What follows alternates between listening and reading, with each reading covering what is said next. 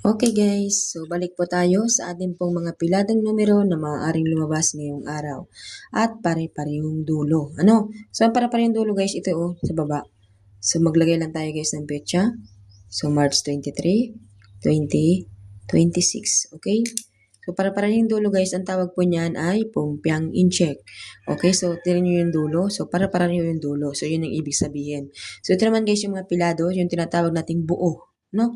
So, mga buong numero. Okay? So, yan po ang ating tips na maaari pong lumabas ngayong pong araw. Kahit po ngayong araw lang nyo tayaan, wala naman pong problema. Sa mga nais lang pong tumaya, sa mga ayaw naman po ay hindi naman po pinipilit. No? So, ito lamang po ay naman ay tips lang na kung nais ninyo tayaan or di kaya meron kayo dyan na inaalagaan na numero, baka ito na yung sign na pwedeng lumabas ang numero na yan. Ayan. So, yan po ang ating samada today guys. Good luck everyone. Please po like and share.